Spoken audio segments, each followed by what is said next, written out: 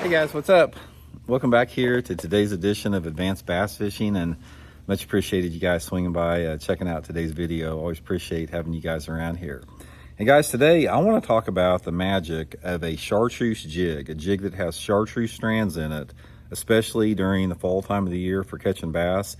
The chartreuse, like a black and chartreuse jig, is probably one of the least colors. It's probably one of the least popular fish colors of jigs that there are out there. But guys, I'm telling you right now, I have caught more big ones on a black and chartreuse jig than about any other jig color.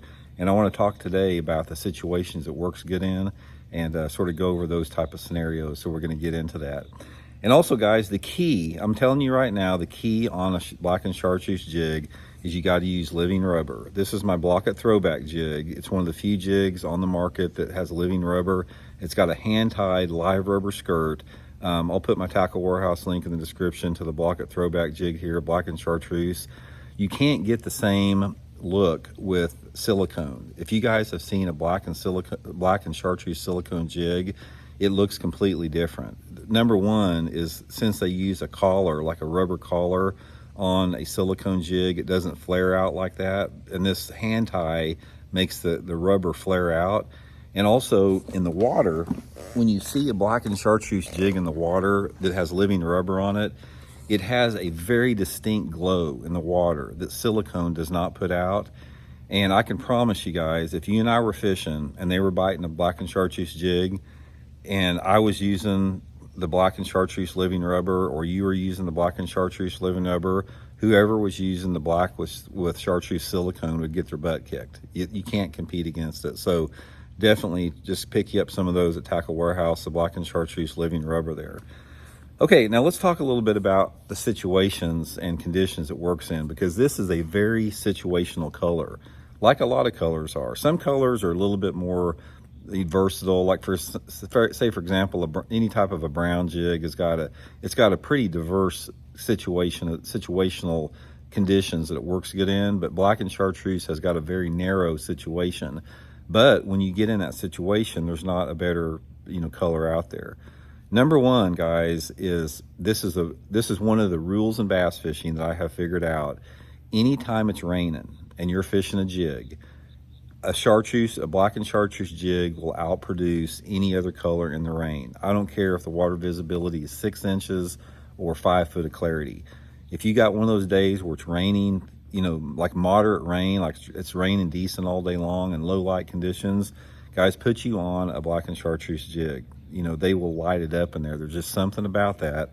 I remember this old jig fisherman back in 1981 told me that about black and chartreuse jig. He goes, Randy, if it's raining, you start fishing that black and chartreuse jig. And he was right. Number one with that. The second with that is you've got to have the right water clarity in correlation with the trailer that you're using on here. Now, I use 3 different type of trailers on my black and chartreuse jig. I use the black and chartreuse with the blue trailer like I got on here. And the situation I use that is if the water visibility is sort of in that, really that 1 to 2 foot range. I use the black chartreuse with the blue.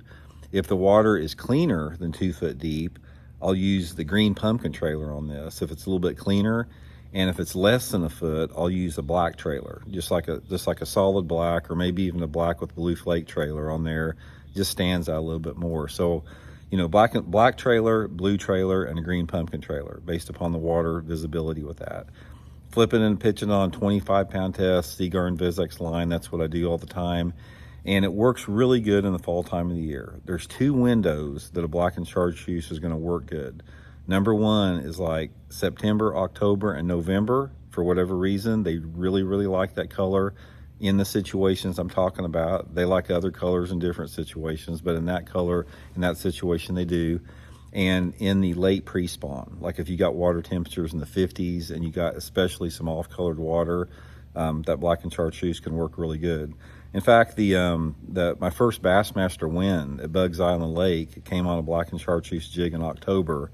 Water visibility was about probably 12 inches in that tournament, and I was actually using a green trailer in that one too. So you got to mix it up a little bit with that. But anyway, guys, it's a color that you're not going to get as many bites on it, but it catches the biggest fish.